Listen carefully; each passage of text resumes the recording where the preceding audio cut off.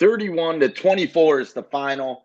Number 3 Michigan gets it done on the road in a up and down game, Sam, against the Maryland Terrapins. We knew this game was going to be one of those games. You just had that feeling, especially with everything that's going on surrounding the program. Jim Harbaugh and Michigan accepting the 3-game suspension. But we'll talk about that in a little bit. But just Michigan survives. Again, that the offense, 4 straight punts to close out the game. The defense really closed this game and won this game for them in the end, Sam. Of course, Michigan got that first down to close it out at the end of the game. But still, you got to tip your hat to that Michigan defense. And Michigan really just went to Maryland and survived, and now they can focus all their attention to Ohio State. Yeah, the story of the game is the Michigan defense. The way they stepped up from really the start of the game until the end. Things are kind of trudging along. You got Maryland looking like it's going to be a game in the first quarter, a little bit of a slugfest. Michigan scores a touchdown, and then Mike Barrett, who I remember when you went down to Valdosta, Georgia, to see him when he was in high school playing high school quarterback. And just a senior having a senior moment, stepping up in a big way, forced fumble. Because remember, they go up 3-0. Then Michigan gets the touchdown. And then after the touchdown, that's when he gets the fumble that winds up being recovered by Derek Moore for his homecoming touchdown. And then the very next series, Josh, they go out there and they get a safety. The pressure mounts. This is right after we heard Joel Klatt talking about the pressure being non-existent. It was like after one drive, like, Joe, come on, man, slow down. Hit the relax button. Before you say the pass rush is not working. And the pass rush really showed up right then and there and got the team going. That's what lit the spark for the team to get up to that 23-3 lead. And, it felt like at that point that Michigan would win this game going away. They had a bunch of momentum heading into that last drive. They score. Maryland scores, but Michigan is going down to score. And you almost can't. It's hard to quantify just how big that interception before the half was when it came huge, giving Maryland some life. Yeah. Right? Because you score that touchdown right there, and hope is gone. The wind is out of the sails, but you give them the interception before the break. They keep a score off the board. They got confidence going into the break. They got some belief that the head coach can infuse in them, and we saw that be the case in the second half of the game. Yeah, you really saw, and I agree with you. You hit it right on the head, Sam. You feel like JJ and the Michigan offense, JJ McCarthy throws that 2 bad passes in a row, right? The first pass should have been intercepted as well. Yeah. Then you're like, all right, you probably said to yourself as well, like, all right, JJ, you got away with that one. Don't make the same mistake again. And what does he do? He tries to force it into Colston Loveland across the middle. I mean, there was two linebackers there in coverage that could have made a play. Took all the momentum. Michigan scores a touchdown. They're up 3 scores at the halftime. Then Maryland counters, goes right down the field in that opening drive to start the second half. And then you're like, all right, we got a ball game. Now, obviously, Mike Standish still got that. He got the first of his 2 interceptions. Michigan goes down and scores another touchdown. I didn't really agree with the 2-point going for 2, and I really didn't love the call. But, I mean, again, it still made it that awkward 5-point. That 5-point swing, like where you're like, all right, just kick the points, right? But just a weird game, right, Sam? So I mean, I didn't agree with the 2-point conversion.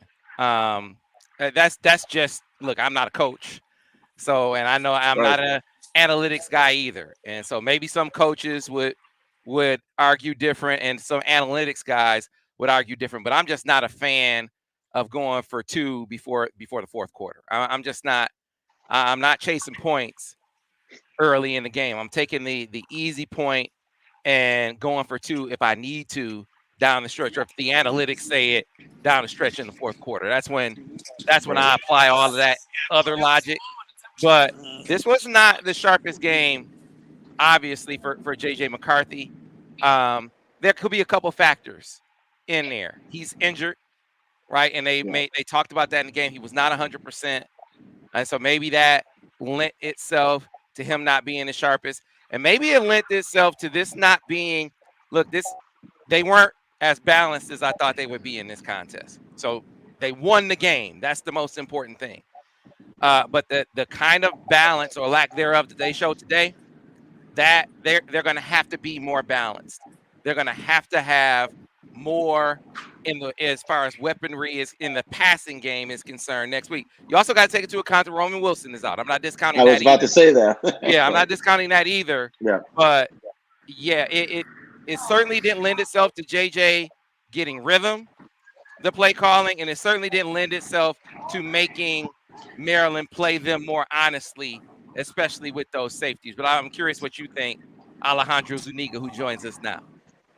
How's it going, guys? Yeah, it's going It's a great, man. lovely Saturday afternoon here by our nation's capital. Weird game, right? Weird game. I think Newkirk, you said that, and I think I echo that sentiment exactly. All that being said, it is the week before Ohio State, right? And it does seem like you look back at the week before Ohio State, those games are rarely the best played games. I think Michigan was without key pieces in ways that we haven't seen this year, right? Michigan has been very fortunate to stay healthy throughout basically the entire season. And when you're without Roman Wilson for most of the game, when JJ McCarthy obviously healthy enough to play, and healthy enough to play and play next week as well, but obviously a little bit dinged up. And then when you've got an offensive line that's been reshuffled a little bit because of injury, that's going to affect some things. And quite honestly, like when you add on top of that all of the outside noise, all of the last minute changes that have gone on within this program, doesn't shock me a whole lot that this wasn't their sharpest game. As you mentioned, though, Stan, the most important part of it is they came out of this. They're flying home with the victory, which is the most important thing.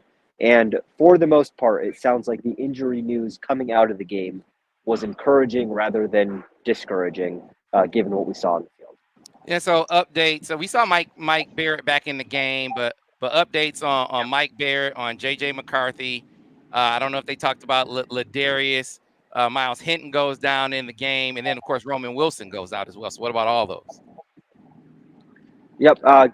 Checked in on just about all those. JJ, nothing they're going to tell us officially on JJ, just that he's healthy enough to play, and he's healthy enough to play next week, of course. The most positive news was Ladarius Henderson, right? Didn't get specifics as to what he's working through, but the expectation is he will be available next week against Ohio State. So that is very good news. Miles Hinton, saw him back on the field. He was part of the post-game celebration. He needed some help walking. So didn't look outwardly fantastic, but we did learn that he has no structural damage, at least on the outset. So that is encouraging, maybe not for next week, because he did look pretty dinged up, but potentially for the future. And Michael Barrett, we actually talked to him. He told us straight up he has a sprained AC joint. Obviously, he got it taped up. He got it looked at halftime. He played in the second half. He'll be good to go next week as well. Something potentially will be painful, but didn't seem to limit him too much in the second half and was in very good spirits after the game. So, Roman Wilson, of course. I know they talked about him on the broadcast, that it was maybe more precautionary that he was kept out. It was the Michigan trainers that went in and told the coaches that he should be removed from the game. So obviously that seems like it was taken care of in the appropriate fashion. Not sure yet, and Sharon Moore doesn't know yet what that prognosis looks like, but he was, his usual self on the sidelines when I saw him and when players and coaches were talking to him as well. So potentially a head injury, right? We don't know, but that's what it potentially would seem like. But we'll see how that plays out over the coming days. Yeah. Complimentary football, though, offense isn't always going to be its best, or the other way around. And do you have other aspects of your game that can pick up the slack? And the defense did that when the offense was sputtering. Kenneth Grant and Mike Sainristil with huge plays in this game. Back-to-back plays by Kenneth Grant to put them back in position where you wind up getting a safety in there, and then Mikey Sainristil coming up with another big interception. Man, big time players making big time plays, game changing plays. The second game in a row, Josh, or say that you saw game changing play by Kenneth Grant. Kenneth Grant saved a touchdown in the game against Penn State. That's a momentum swing. And he almost single-handedly stuffed a drive in this game. That was a momentum swing as well. Yeah, I mean, he had what he stopped the guy for like basically no gain, and then he got right in Tagovailoa's face and got the sack. I mean, he was right in the backfield. He sort of took this game over there, that particular drive, and then as you mentioned about Mikey, that kid just makes big time plays in every big game. I mean, he just waits for it. He made the game big time plays in the Ohio State game last year, and they needed every bit of him today against Maryland. In one of those weird games like Alejandro alluded to. And I also wanted to talk to Alejandro. Obviously, JJ didn't look the JJ that we've seen, right? Obviously, and a little injured. You've noted that. We saw the limp from last week at Penn State. But how much was that wind affecting his throws? Obviously, you didn't really see it as much from Tagovailoa's side of things. But I mean, I feel like the game could have been put out of play with that deep post that he threw. Just missed Cornelius. Just was a little wide on that throw. I mean, we were all like, "Wow, that is a throw we never see JJ miss," and he missed him, and it wasn't that great, to be honest. What was your viewpoint on that? No, that's an excellent point, and you may notice that I'm reaching over to the tripod and have to stabilize it because it is quite windy out here. And yeah, I do think that had an impact. We asked Sherrod more about that, and he said as much, right? He said, when you're looking at potential fourth down, so some fourth downs that they went for instead of potentially kicking it. We saw how the punts were affected, right? There was the first Tommy Doman punt that he then got to re-kick because of the offside call. Not a great punt. Got caught up in the wind a bit. It was certainly a factor here today. Obviously it's a level playing field. Both quarterbacks are thrown into the same thing. But you're exactly right, Josh. Like those deep shots, like the post to Cornelius Johnson, those are throws that we have seen JJ hit consistently this year. We saw him miss them a bit last year, but we've seen him be on point with those this year. Certainly the wind played a factor in the play calling and I think in the execution as well. Yeah, I want to take that into account when I'm talking about play calling here. You definitely have to take into account that JJ is not 100%. The wind was a factor, and the fact that your number one receiver is out. And yet, there were some 3rd and 3+ situations there where just on balance, if it's me, JJ McCarthy has got to have the ball in his hands. Running or passing. If he's not a run threat, then throwing the football. And I understand he wasn't on today, but I just think against the Buckeyes especially, that's what's going to give them the best chance. And you can't just automatically assume that this will be how it works out against Austin. Remember last year against Illinois, that was a slodge of a game, right? It was not the sharpest of games. It was a game that maybe you're looking at Ohio State a little bit as well, to your point, Josh. And so I take all of that into account, but we also have to take into account that, this was game number 3 for Sharon, where he's balancing those things. And so now with all those things under his belt and heading into the Ohio State game, it's hard for me to see that being a contest they win without it being more JJ dependent. Maybe that's possible, but yeah, I think they're going to need the JJ McCarthy that we saw last year in order to do that in the throw game. And I'm not discouraged because of all the circumstances that we're talking about. And speaking of punts, complimentary football. Let's go back to talking about how they won this game. No, it was not the sharpest game offensively. Defensively, to get my sequence right, it was the back-to-back plays by Kenneth Grant. And then the interception was where they rushed him. He throws it up. Interception by Mikey Samerson. But the safety came off that unbelievable punt by Tommy Doman. Yeah. That was an outstanding play. And we got to shout out the punter. The stats that stick out to me, he had him inside the 15 3 times. The average starting position was the 19-yard line. That is what we mean when we say complementary football. If your offense isn't going, do the other aspect, or your defense isn't going, do the other aspects of your team pick up the slack? And the other aspects of Michigan's team picked up the slack today, fellas. Yeah, I mean, Michigan got 2 safeties. Go ahead. Go ahead, Alejandro. Yeah, I mean, It's like it's the sort of thing where when it's a one possession game, right? And the way that Maryland was able to move the ball at times, if Maryland starts a drive at its 25-yard line, you're thinking, they might score, right? But when the alternative is they're starting at their 1-yard line, right? That changes drives, that changes games, that lets the defense tee off, which they did. That when Jim Harbaugh talked before the season, I think a lot of people kind of laughed at when he said that Tommy Doman was potentially the most NFL-ready punter, that he'd seen at Michigan since being here, right? Because Michigan's had quite a few pretty good punters, including one in the NFL right now, and he's proven it. He's proven it all season. He has been. I don't want to just say flat out an upgrade, but from the eye test, it does feel like there's been absolutely no drop-off from an NFL caliber punter. And listen, we talked about Michigan kind of embodying Iowa in how it beat Penn State last year, like doing it again a little bit. Use your special teams, block a punt, pin Talia back. We know he's mistake prone. He made a mistake. That wins ball games when the other pieces aren't quite there. Yeah, that's a great point. Kind of like James Franklin, right? We knew James Franklin was going to make a play that helped Michigan out. Yeah. Same thing with Tagovailoa. I mean, he is going to give the ball to the other team. They had Ohio State. They had momentum against Ohio State, and that pick six swung momentum definitively in that contest. And while they went on to get another score coming out in the second half, they just never really regained the kind of momentum they had before that pick six. And so the same thing, they cost this team with a couple of big turnovers. And credit to Mikey Sainristil and the safety, of course. It was the right call. Like they tried to, I don't know how you make that call in that situation. It was the right call. I don't know what you guys thought. It's like it wasn't even close.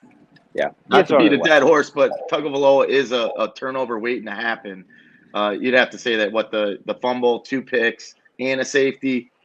Yeah, he didn't have himself a game there. Yeah, so you take a win. You don't lament the style. You don't look at the aesthetics of it, but you do take away what do we need to do better if you're Michigan. And so protection, that's a thing. They had some leakage off the edge.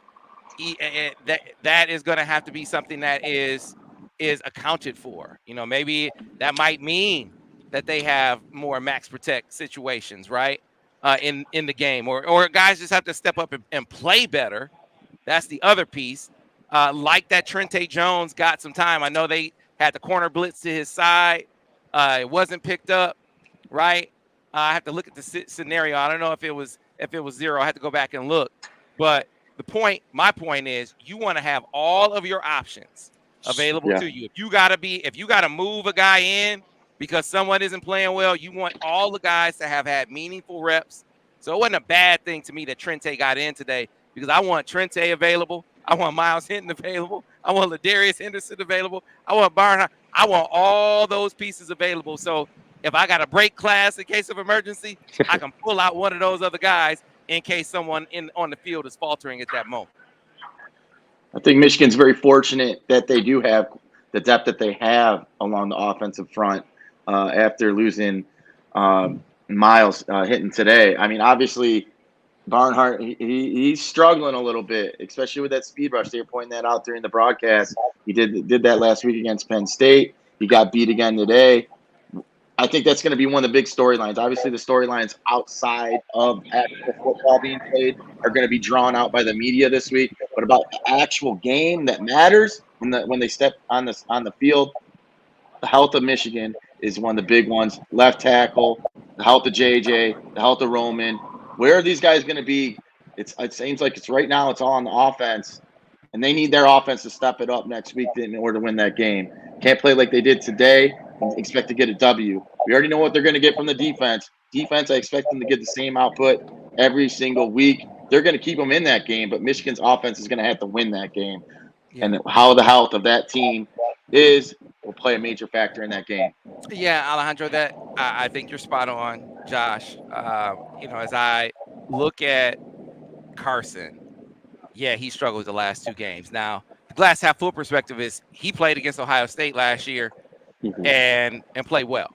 So you know that that's a matchup that he's fared well in. But going into this game, that is a spot that you look at and say, okay, what is that going to look like in this contest? That's why I say you want all your options available. If you gotta try someone else in the moment, then you hope to have that available. That's why it was important to play all those guys.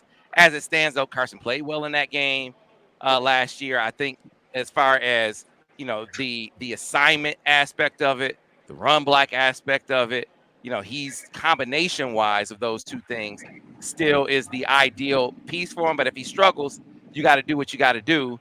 But he's going to get the opportunity to bounce back next week in that game, as will the offense as a whole. I keep going back to last year against Illinois. Alejandro, I want your thoughts looking ahead to Ohio State. Last year against Illinois, people were like, oh, man, are they going to be ready for the Buckeyes? Oh, man, they don't have Blake. Oh, how are they going to ever win this game? And they went out and they put 45 on Ohio State. And it was pass game was really, really clicking. And so I do not expect Ohio State to play them the same way this year. They've been much more responsible in their defensive approach. They don't risk as much. And frankly, that was the way they played the majority of last year. It wasn't until the Michigan game that they started going all zero blitz and cover one and let's get after them. I think it was because they saw Illinois. I don't think they'll make that mistake again. And so the onus is going to be on Michigan to be able to be, I think, methodical with the pass game, take what they give them, and then take shots, play action shots. I'm going to say this guy said it last year, and it wound up being a thing. I thought play action was going to be more of a factor in this game. Play action shots will be crucial against Ohio State, Alejandro Zuniga. Yeah, no doubt about it, right? And listen, I don't think it's too early, knock on wood, of course, to mention that Michigan will have a healthy Blake Corum and a healthy Donovan Edwards into the Ohio State game for the first time, right? The Ohio State has not faced a healthy Blake Corum over the last couple of years. So Michigan treated this Maryland game. They knew that Maryland was the next best version, right? Michigan has not faced a passing attack like Maryland's all season. Maryland, for what they've done record-wise this year, for having gone through a 4-game losing streak, they have a lot of talented players. They have a lot of very talented individual players on this team, right? So when you're looking ahead to Ohio State, which everybody is, right? As the game was ending, you had 20,000 Michigan fans here chanting "Beat Ohio," right? Celebrating 1,000 wins and chanting "Beat Ohio." But as you're looking ahead, I think it's important that you have all of the options on the table on the offensive line, as you mentioned, Sam, but also you have coaches who now have 2 games under their belt of not coaching with Jim Harbaugh, right? I think it's fair to say that it is a lot on Sharon Moore's plate, both last game and this game. And with 2 games of practice, essentially, you can figure out a strategy for Ohio State, right? Yeah, one of the things, well, it'll be interesting to see how much of a factor. This run game is different than last year's. We can all see that. This run game, in order to be consistently potent, needs JJ as a threat, right? They aren't just blowing the opposition off the ball every single snap. JJ as a threat makes a real difference, just like it did last week. First 3rd down conversion last week was a quarterback pit and pull. The last touchdown that they scored, it was scored because of J.J. McCarthy. No, it was Blake Corum who scored the touchdown, but the touchdown was scored because the corner to that side had to be concerned about J.J. McCarthy. So you look back at last year. You remember that run J.J. had where he ran through like 3 tackles and got a first down, or the QB counter where he scores a touchdown, right? That is a necessary component in this run game because the line is different. It's not the ingredients to having a successful rush attack, to me, are dependent. It is necessary that JJ is a part of it, and it'll be interesting to see how much of it he can be. He did pull one today. Don't know if that was the right read. Have to go back and look at tape. It was not. but that's not something that they put on a whole hell of a lot in this game, and that really allowed their DBs to kind of tee off on the run game as well. That's a major factor in why they weren't able to get as much traction on the ground as maybe we might have expected going in. Well, JJ is the straw that stirs the drink for Michigan's offense. You mentioned the play action passing. He's the number one. I believe he's the number one quarterback in play action passing according to Pro Football Focus. I mean, the guy really just does everything for him, like you said, Sam. When he does have the ability to run, and again, that's the storyline going into this game. Will he be healthy? I hope he gets better. You would assume he will. That's going to be the storyline. If he's able to be JJ McCarthy, they're going to be able to do some things that you didn't really necessarily see today, but you know that they're very capable of doing. Yeah, I think it'll have to be a JJ game. Any parting shots, Alejandro? No, 1,000 wins. 1,000 wins. Mm-hmm. That is a long time to be playing football. A lot of victories under your belt from the high schools they played back in 1879, or I guess Racine, Wisconsin, when they started in 1879 to 2023 and win 1,000. No better place to do it than at CQ Stadium in College Park, Maryland, a stadium that looks like it's built into a bunch of high-rises. Yeah, and you get the W, man. You get the W against a talented team and a talented quarterback. Don't care how it looks. They'll play better next week. They'll be at home, and it's Ohio State. They haven't shown all of their tools in the kit or bullets in the chamber. So we'll see some more things next week, and I just think JJ McCarthy is a gamer, provided if he can walk, and we can see that he can walk. He can walk. He's gonna show up next week, and I think he's gonna be big time against the Buckeyes. Well, we'll see if they can get 1,001, boys. All right, that'll do it for us, folks. We'll see you during the week on the football breakdowns, the football film studies, the dropping dives, you name it, getting you ready for the Buckeyes. And let me promise you, if the Buckeyes win, I show up, I give them credit. But if they lose, oh boy, sponsors. I got sponsors now. So I think you guys have noticed that I've kind of calmed it down a little bit. Have you? Okay, yeah. That last week was calm. I've kind of calmed it down a little bit. We're gonna pause the sponsors. It's Maryland week, Sam. That's the reason you're calm. We're gonna pause the sponsors for one day. If Michigan beats Ohio State, all right, I promise you, it will be must-see TV. All right. With their backup coach, weird. Oh man, I think if they lose to the backup coach, does Ryan Day get on the plane? Oh man, just wait for it. Just wait for it. I'll see you next week. See you next week.